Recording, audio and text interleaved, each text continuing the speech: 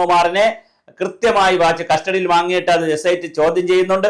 അങ്ങനെ ചോദ്യം ചെയ്തതിന്റെ ഭാഗമായി കഴിഞ്ഞ 12 മണിക്കൂറാണ് കഴിഞ്ഞ ദിവസം പത്മകുമാറിന്റെ വീടിൽ സെർച്ച് നടത്തിയത്. അവിടെ നിന്ന് പാസ്പോർട്ട് പിടിച്ചെടുത്തിട്ടുണ്ട്.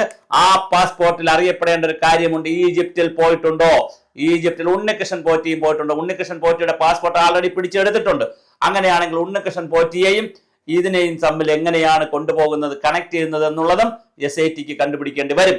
ഇനി മറ്റൊരു പ്രധാനപ്പെട്ട കാര്യം, വളരെ പ്രധാനപ്പെട്ട കാര്യം, പിന്നെ ഏറ്റവും പ്രധാനപ്പെട്ട ഒരു കാര്യം, ഉണ്ണികൃഷ്ണൻ പോറ്റി എന്ന് പറയുന്ന ചെറിയൊരാളിന്, സൈസ് കൊണ്ടും ചെറുത്, പിന്നെ ഒരു ചെറിയ പോറ്റി, ഒരു കർമ്മിയായ ഒരാളിന് ഇത്രയും വലിയൊരു ഇടപാട് നടത്താൻ കഴിയുമോ? ആരുടെ നോമിനിയാണ് ഉണ്ണികൃഷ്ണൻ പോറ്റി? അതാണ് കറക്റ്റായിട്ട് SIT കണ്ടുപിടിക്കേണ്ടത്. ആരുടെ ബിനാമിയാണ്? ആ പോറ്റിമാരിടയിൽ നിന്നൊരു പോറ്റിയെ തപ്പിയെടുത്ത്. കാര്യം പോറ്റി ചെയ്യുമ്പോൾ മറ്റുള്ളവർക്ക് സംശയമുണ്ടാക്കാൻ, തന്ത്രിക്കോ മറ്റുള്ളവർക്കോ സംശയമില്ലാതിരിക്കാൻ വേണ്ടി അവരുമായിട്ടൊക്കെ നല്ല ബന്ധമുള്ള ഒരു പോറ്റിയെ തപ്പിയെടുത്തിട്ട് ആ പോറ്റിയെ ഷാഡോ ആയിട്ട് നിർത്തിയിട്ടാണോ ഈ കാര്യങ്ങളൊക്കെ ചെയ്തിരിക്കുന്നത്? ഇതിന്റെ പിന്നിലുള്ള വൻകിട ശക്തി ആരാണ്? അന്താരാഷ്ട്ര ലോബി ആരാണ്? ദേശീയ തലത്തിൽ, ഞാൻ നേരത്തെ പറഞ്ഞല്ലോ, ദേശീയ തലത്തിലും സംസ്ഥാന തലത്തിലുമുള്ള വ്യക്തികൾ ആരാണ് സ്വർണ്ണക്കടത്തിൽ കൈവച്ചിരിക്കുന്നത് എന്നുള്ളത് കൃത്യമായി അറിയേണ്ടതുണ്ട്. കാരണം ഇതിനുശേഷം വൈക്കം ക്ഷേത്രത്തിൽ ഒരു 100 പവൻ ഇതുപോലെ പൂശുന്ന കഥ വന്നു.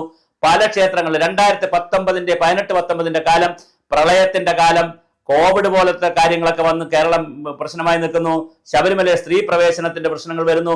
ഇങ്ങനെ ഏറ്റവും സംഘർഷമായ ഒരു കാലഘട്ടത്തിലാണ് പത്മകുമാറിന്റെ കാലഘട്ടം.